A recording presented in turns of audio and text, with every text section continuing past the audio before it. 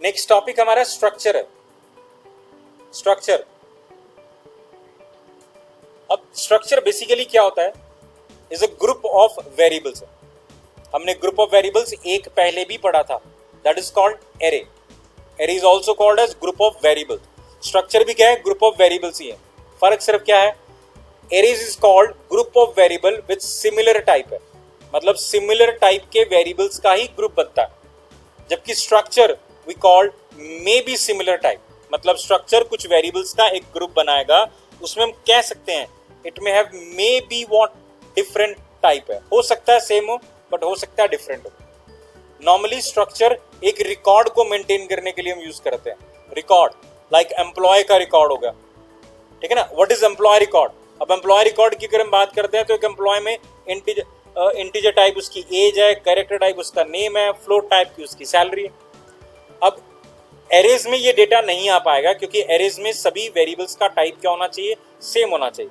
Structure similar type के data को भी स्टोर करता है और डिसिमिलर भी स्टोर कर सकता है। तो इस तरह का डेटा हम किसमें स्टोर करेंगे? स्ट्रक्चर में स्टोर करेंगे, ताकि मुझे ये डेटा कंबाइन मिल जाए। अब कंबाइन मिलने का मतलब तीन अलग अलग वेरिएबल्स वैसे ही मैं रख दूं। अगर भाई मुझे एक एम्प्लॉय का डेटा स्टोर करना है तो मैं वैसे भी तो वेरिएबल बना सकता हूँ ना, name, age and what, salary, character, integer and what, float.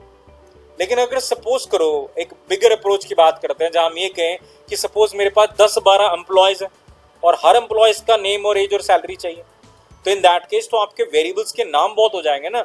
Name 1 we say name, age, salary, we say name 1, age 1, salary 1, name 2, age 2, salary 2 and so on. तो हर एम्प्लॉय का अलग अलग हो जाएगा। तो ऐसे केस में एक बेटर अप्रोच ये है कि आप इन तीन वेरिएबल्स को एक स्ट्रक्चर के अंदर डाल दो, ठीक है ना।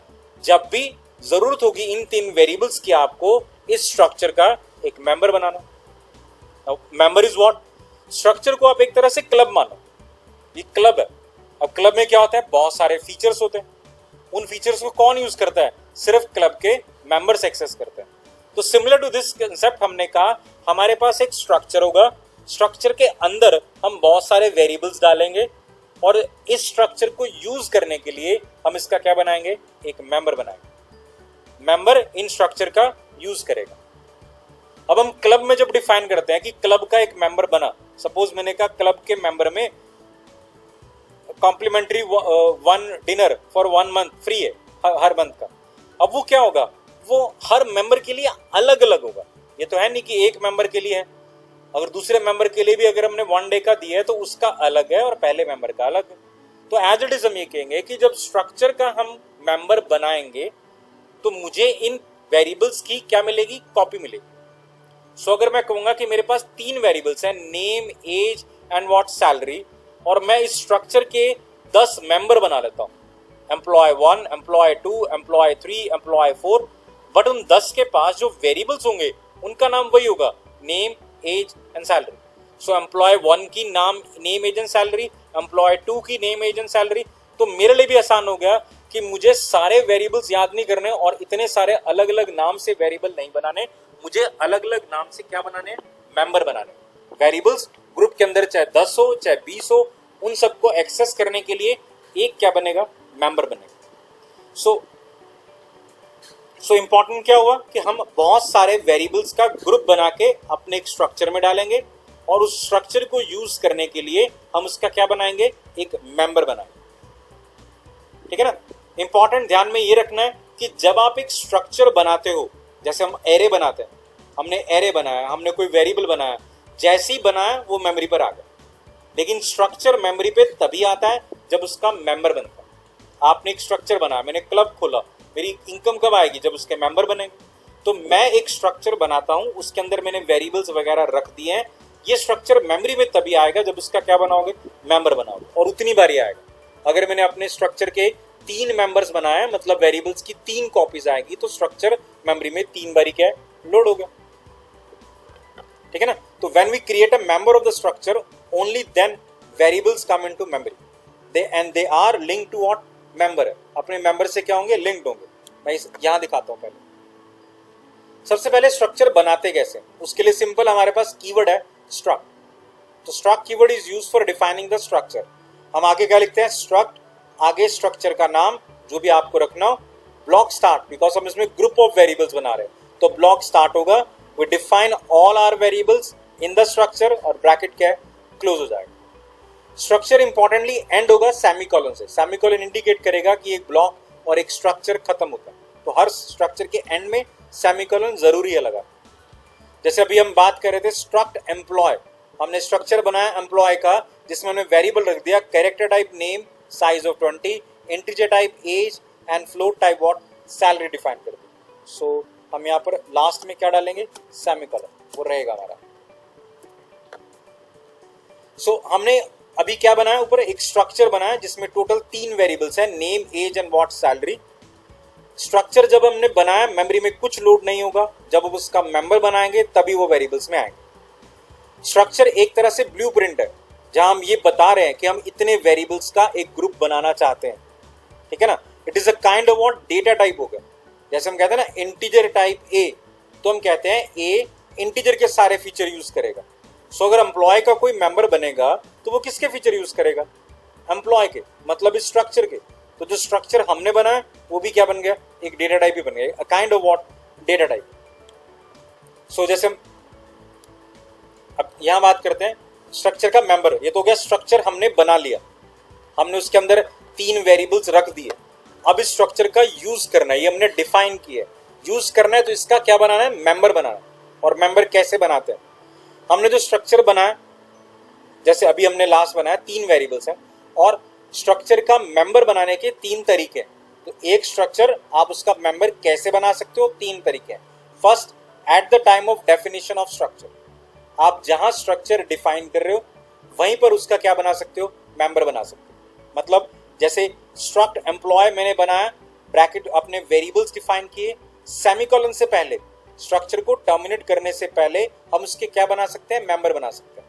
We can call emp1, emp2, emp3, जितने मर्जी आप एक बनाना चाहते हो एक बनाओ, 10 बनाने 10 बनाओ। तो मैं ये कह सकता हूँ what is emp1 is the member of what, a structure employ.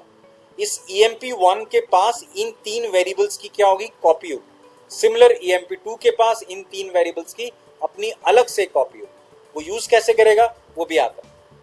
सो पहला तरीका ये था कि जब आप स्ट्रक्चर बना रहे हो उसी के साथ उसके क्या डिफाइन कर दो, मेंबर डिफाइन कर दो, सेमीकोलन से पहले। अब ये तो हो गया स्ट्रक्चर डिफाइन करते हुए। हमने स्ट्रक्चर मेन से पहले बना दिया, मेन में कहीं आगे जाके या किसी फंक्शन में आगे जाके हमें स्ट्रक्चर के मेंबर की जरूरत पड़े, हम ऊपर नहीं जाएंगे, हमारे पास कीवर्ड है struct and then we have structure name and member name. यानी हम क्या लिखेंगे, स्ट्रक्ट एम्प्लॉय emp1। तो कहीं पर भी जरूरत हो हम ये कीवर्ड टाइप कर देंगे, struct employee and employee 1, emp1, that is the member of a structure called employee. ये दोनों कीवर्ड्स, दोनों तरीके, दोनों मेथड्स आपके सी लैंग्वेज में भी एज इट इज अवेलेबल है।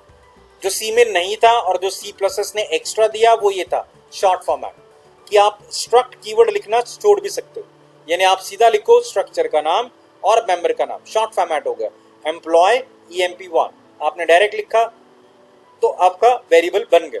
बिकॉज हम स्ट्रक्चर को क्या कह रहे हैं, is a kind of data type है। अगर इंटीजर डेटा टाइप था तो उस टाइप का वेरिएबल बनाने के लिए हमने लिखा int a। ऐसी एम्प्लॉय अगर हमारा डेटा टाइप है तो एम्प्लॉय टाइप का वेरिएबल बनाने के लिए हमने क्या लिखा, employ emp1। This is how we define a member of a variable structure. We also call it as a structure variable और what, a member. Right, accessing structure. अब मेंबर बना लिया हमने स्ट्रक्चर भी बना लिया, हमने मेंबर भी बना लिया। अब हम उन्हें एक्सेस करेंगे। हमें इतना पता है कि स्ट्रक्चर के अंदर जितने वेरिएबल्स हमने बनाए हैं वो हर मेंबर के लिए अलग अलग बनेंगे। लेकिन जैसे नॉर्मली 3 वेरिएबल्स बनते हैं A B C, अगर मैं नॉर्मली वेरिएबल्स बनाता हूं तो हम कहते हैं कि तीनों रैंडम लोकेशन पे क्या है, मेमोरी स्पेस ऑक्यूपाई करेंगे। एरे हमेशा क्या होता है, कॉन्जिक्यूटिव होता है। Structure is quite similar to array, इसलिए स्ट्रक्चर के अंदर जो 3 वेरिएबल्स डिफाइन है, ये तीनों वेरिएबल्स मेमोरी में हमेशा क्या आएंगे, कॉन्जिक्यूटिव आएंगे। सो तीनों का टाइप अलग अलग है बिकॉज तीनों क्या है, एक नेम कैरेक्टर टाइप का, एक इंटीजर टाइप का और फ्लोट टाइप का, लेकिन ये तीनों वेरिएबल्स एक के बाद एक आएंगे। मतलब मेमोरी में जो स्पेस आएगा, नेम, एज और सैलरी तीनों के एक साथ ही, और इनको रेफर कौन कर रहा है, इनका मेंबर कर रहा है EMP1 उन्हें रेफर कर रहा है। ऐसे ही अगर आपने EMP2 बनाया तो EMP2 के लिए अलग से मेमोरी स्पेस एलोकेट हुआ, उसमें अलग से name, age and what salary define. तो हर मेंबर के पास अपने वेरिएबल्स की एक कॉपी होगी। ये वेरिएबल्स की कॉपी मेमोरी में कैसे आएगी, कॉन्जिक्यूटिव आएगी। ये EMP1 और EMP2 ये भी काइंड ऑफ वेरिएबल ही है, ये मेमोरी में रैंडम लोकेशंस पर आएंगे। सो EMP1 पता नहीं कहाँ आएगा, बट EMP1 रेफर कर रहा होगा अपने 3 वेरिएबल्स को, वो 3 वेरिएबल्स कॉन्जिक्यूटिव होंगे। अब EMP1 जो कि एक मेंबर है, वो अपने सेट ऑफ वेरिएबल्स का यूज किस तरह से करेगा, we have a dot operator. That means EMP1 अपने वेरिएबल नेम, एज, सैलरी का यूज करेगा, EMP1 dot name, EMP1 dot age and EMP1 dot salary. And similarly EMP2 अगर आपके पास डिफाइन है तो EMP2 dot name, EMP2 dot age and EMP2 dot salary. So member अपने structure के variables का यूज कैसे करेगा, यूजिंग डॉट ऑपरेटर। अब वो आप कैसे कर रहे हो, like EMP1 dot age equals to 30, आपने इनपुट करवाना है तो सीन EMP1 डॉट एज, आपने प्रिंट करना है तो cout EMP1 dot age. तो डॉट लगा के आप अपने वेरिएबल को एक्सेस करो, चाहे आप उसे असाइन कर रहे हो वैल्यू, चाहे उसे कैलकुलेशन में यूज कर रहे हो, चाहे आप इनपुट कर रहे हो या आउटपुट कर रहे हो, वो आप कुछ भी कर सकते हो। बट एक्सेसिबल के लिए हमारे पास ऑपरेटर कौन सा है, डॉट। अब स्ट्रक्चर को हमने एक तरह से डेटा टाइप का, अब डेटा टाइप की जब बात करते हैं तो अब तक हमने डेटा टाइप में 2 स्टेप पढ़ लिए। डेटा टाइप वेरिएबल डिफाइन कैसे करते हैं और डेटा टाइप वेरिएबल रीड कैसे करते हैं, जैसे सी इन सी आउट पढ़ा। लेकिन उससे पहले एक स्टेप होता है ना, इनिशियलाइजेशन, कि वेरिएबल्स को इनिशियलाइज कैसे करना है। बाय डिफॉल्ट उनमें क्या पड़ा है, गार्बेज है, हटाकर अपनी कुछ डिफॉल्ट वैल्यू देनी है, that is called what, initialization. तो एरे की तरह है। एरे में क्या था, वेरिएबल्स कॉन्जिक्यूटिव थे, ब्लॉक स्टार्ट करके हमने कॉन्जिक्यूटिव वैल्यूज पास कर दी, अपने आप उन वेरिएबल्स में क्या स्टोर हो। यहां पर भी हमारे तीनों वेरिएबल्स मेमोरी में कैसे गए, कॉन्जिक्यूटिव गए, लाइक एन एरे। तो उन्हें इनिशियलाइज करने का तरीका भी एरे की तरह ही है। मतलब हम एम्प्लॉयज का एक वेरिएबल बनाएंगे कॉल्ड EMP1, मेंबर हो गया हमारा, ब्लॉक स्टार्ट कर दिए। अब जिस सीक्वेंस में आपने वेरिएबल्स डिफाइन किए हुए हैं, पहले नेम डिफाइन है तो आप नेम दो, कैरेक्टर है इसलिए डबल कोट्स में दे सकते हैं, नेक्स्ट एज है, इंटीजर है, डायरेक्ट दी जा सकती है, नेक्स्ट फ्लोट सैलरी है, वो इंटीजर में भी हो सकती है, डेसिमल में भी हो सकती है, आप किसी भी तरह से दे सकते हो, बट इंपॉर्टेंट डबल कोट्स नहीं लगाना। तो इनिशियलाइज करने का तरीका बिल्कुल एरे की तरह, क्योंकि मेमोरी में आए भी कैसे हैं, एरे की तरह कॉन्जिक्यूटिव आए। आपके तीनों वेरिएबल्स मेमोरी में कॉन्जिक्यूटिव लें, इसीलिए आप उन्हें तीनों को डायरेक्टली एरे की तरह ही क्या है, इनिशियलाइज कर सकते हैं। ठीक है। और रीड और राइट करने का तरीका बिल्कुल सेम, सिर्फ हमारे वेरिएबल को एक्सेस करने का तरीका अलग था कि हमने वेरिएबल को एक्सेस करने के लिए मेंबर नेम डॉट क्या लगाना है, वेरिएबल नेम। सो सीन करना है तो क्या लगाना है, EMP1 डॉट नेम, सी आउट करना है तो क्या लगाना है, EMP1 डॉट नेम। तो रीड और राइट में तो हमने वेरिएबल का नाम ही देना है, सिर्फ वेरिएबल का नाम एक्सेस करने का तरीका वो डिफरेंट था। अब एरे ऑफ मेंबर, जैसा हमने पढ़ा इंटीजर टाइप का एक वेरिएबल, हमने कहा वैसे ही हमारे पास क्या है, स्ट्रक्चर है। देखो आप इन 2 स्टेटमेंट्स को अगर आप कंपेयर करते हो तो हमने कहा INT A और हमने कहा एम्प्लॉय का E1 EMP1। तो इन दोनों में क्या हुआ, A एक वेरिएबल है जिसका डेटा टाइप INT है, क्योंकि वो A इंटीजर के सारी प्रॉपर्टीज का यूज करेगा, 2 बाइट ऑक्यूपाई करेगा, अपनी रेंज है, किसके अकॉर्डिंगली डिफाइन हुआ, INT के अकॉर्डिंगली। नाउ EMP1 का टाइप क्या है, एम्प्लॉय है। EMP1 एम्प्लॉय के सारे फीचर्स यूज करेगा, उसके फीचर में क्या पड़ा है, वेरिएबल्स पड़ा है। सो EMP1 एम्प्लॉय के सारे वेरिएबल्स का यूज करता है।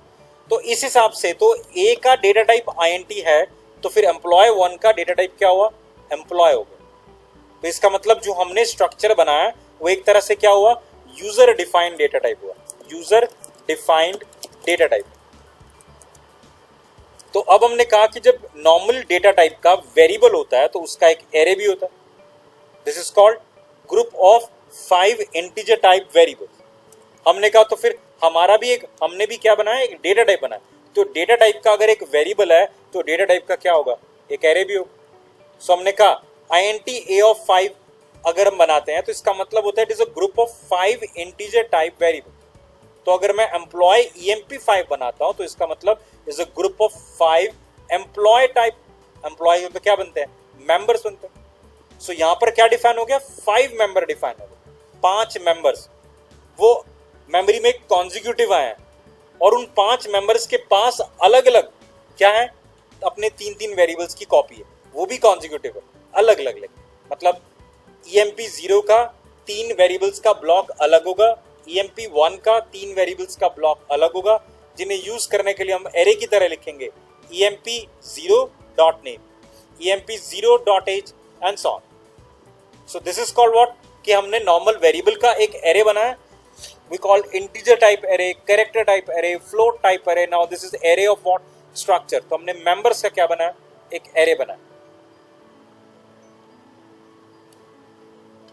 And the last one, nameless structure. हम यहाँ पर एक स्ट्रक्चर बनाएंगे जिसका कोई नाम ही नहीं, और ये सिर्फ सिक्योरिटी प्रोवाइड कर रहा है कि जब हम स्ट्रक्चर बनाएं, स्ट्रक्ट के आगे हम क्या लिखते हैं, स्ट्रक्चर का नाम लिखते हैं। हम दे ही नहीं रहे, हमने स्ट्रक्चर का नाम नहीं दिया। इसका मतलब क्या होगा, हमारे पास स्ट्रक्चर का मेंबर बनाने के 3 तरीके थे। First, at the time of definition of structure. Structure तो हम डिफाइन कर रहे हैं, हम नाम नहीं दे रहे उसका, मतलब हम यहां पर तो उसके मेंबर बना ही सकते हैं। स्ट्रक्चर खत्म होते ही उसके मेंबर emp1 एंड emp2 हम यहां पर तो बना ही सकते हैं। बट अगर हम बात करते हैं बाकी 2 मेथड्स की, तो वहां हमें क्या चाहिए होगा, स्ट्रक्चर का नाम चाहिए होगा। हमारे पास स्ट्रक्चर का नाम नहीं है, तो इसका मतलब मैं ये कह सकता हूं इस स्ट्रक्चर की एक सिक्योरिटी डिफाइन होगी। सिक्योरिटी डिफाइन होगी कि इस स्ट्रक्चर के जितने भी मेंबर्स बनेंगे सारे यहीं पर बनेंगे, ताकि मुझे भी पता हो कि मेरा प्रोग्राम अगर बड़ा है तो एग्जैक्टली कितनी बारी इस स्ट्रक्चर को यूज किया गया। अगर नाम नहीं है तो इसका मतलब मुझे पता है इस स्ट्रक्चर के सारे मेंबर्स यहीं पर बने होंगे, बाद में कभी बन ही नहीं सकता। और अगर नाम दिया होता तो मुझे पूरा प्रोग्राम लुकआउट करना पड़ता कि एग्जैक्टली मैंने अपने प्रोग्राम में कितनी बारी स्ट्रक्चर के क्या बनाए, मेंबर्स बनाए। लेकिन अब सिर्फ इसी स्टेटमेंट को देखकर हमें पता लग जाएगा कि स्ट्रक्चर के टोटल 2 मेंबर्स बने या 3 मेंबर, जो भी हमने यहाँ पर बनाया, क्योंकि बाद में स्ट्रक्चर के मेंबर क्या है, बन ही नहीं सकते। तो काइंड ऑफ सिक्योरिटी कि स्ट्रक्चर के जितना जो कुछ भी बने वो मुझे पता हो कि एग्जैक्टली मेरे स्ट्रक्चर का क्या यूज किया जा रहा है।